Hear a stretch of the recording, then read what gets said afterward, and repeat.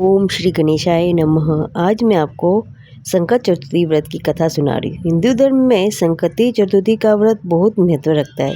ये व्रत भगवान गणेश को समर्पित किया गया है। हर माह के कृष्ण पक्ष की चतुर्थी तिथि को संकटी चतुर्थी का व्रत रखा जाता है।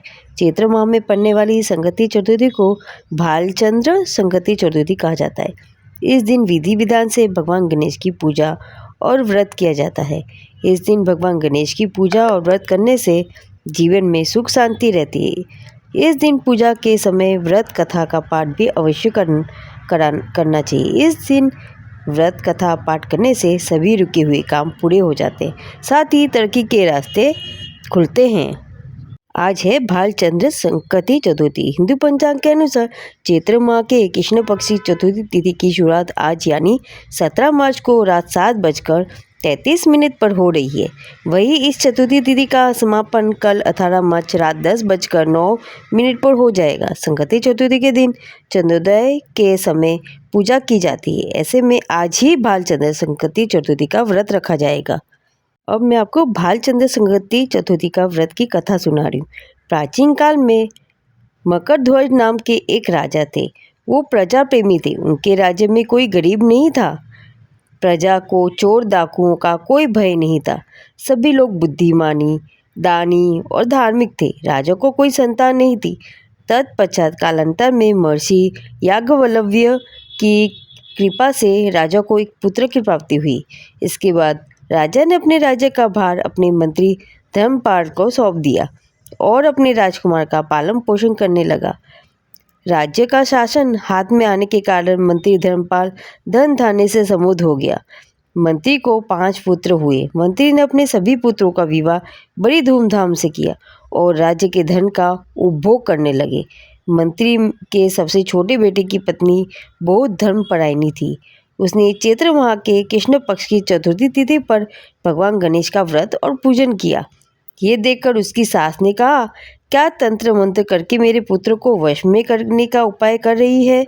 मुझे ये सब तांत्रिक अभिचार पसंद नहीं है। इसके जवाब में बहू ने कहा कि सासू माँ, मैं संकट नाशक भगवान गणेश का व्रत कर रही हूँ। यह व्रत अत्यंत फलदायी है। इस पर उसने अपने पुत्र से कहा कि तुम्हारी पत्नी जादू टोने पर उतारू हो गई है। मेरे कई बार मना करने पर भी मेरी बात नहीं मान रही। तुम इसे पीट कर ठीक कर दो। मैं गणेश को नहीं जानती। ये कौन है और इनका व्रत कैसे होता है? हम लोग राजकुल के हैं, फिर भी ये हमारी किस विपदा को नष्ट करेंगे? माँ की बात मानकर बेटे ने अपनी पत्नी को खूब मारा पीटा। इतनी पीड़ा सहकर भी उसने व्रत किया और भगवान गणेश से प्रार्थना की। उसने कहा कि हे जगतपति गणपति, आप मेरे सास ससुर को किसी प्रकार का कष्ट दीजिए जिससे उनके मन में आपके प्रति भक्ति भाव जागे। इसके बाद भगवान गणेश ने सबके देखते ही देखते राजकुमार का अपहरण करके मंत्री धर्मपाल के महल में छिपा कर रख दिया। बाद में उसके वस्त्र आभूषण उतार कर महल में फेंक दिए और स्वयं अंतर्ध्यान हो गए। इधर राजा ने अपने पुत्र को पुकारा, लेकिन उन्हें कोई उत्तर नहीं मिला। फिर राजा ने मंत्री के महल में जाकर पूछा कि मेरा राजकुमार कहाँ चला गया? राजा की बात सुनकर मंत्री ने उत्तर दिया, हे राजन, आपका पुत्र कहाँ चला गया? इस बारे में मुझे कुछ पता नहीं है। मैं अभी गांव, नगर, बाग, बगीचों आदि सभी स्थानों पर उनकी खोज कराता हूँ। जब काफ़ी समय बाद राजकुमार नहीं मिला तो राजा ने मंत्री धर्मपाल को कहा कि बता दो राजकुमार कहाँ है, नहीं तो मैं तुम्हारा वध कर डालूंगा। महल में उसके वस्त्र आभूषण दिख रहे हैं, लेकिन बस वही नहीं मिल रहा है। इस पर मंत्री ने सिर झुकाकर कहा, राजन, मैं पता लगवाता हूँ। इसके बाद धर्मपाल ने महल में आकर राजकुमार के बारे में अपनी पत्नी, पुत्रों और बहुओं से पूछा। ससुर की बात सुनकर छोटी बहू बोली, आप पर गणेश का प्रकोप हुआ है, इसलिए आप गणेश जी का संकट नाशक चतुर्थी व्रत कीजिए। बहू ने पूजा और व्रत विधि भी बताई। इसके बाद सब लोगों ने गणेश चतुर्थी का व्रत शुरू किया।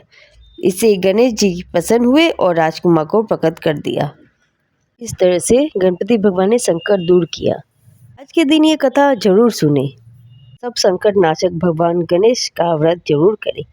जय श्री गणेशाय नमः।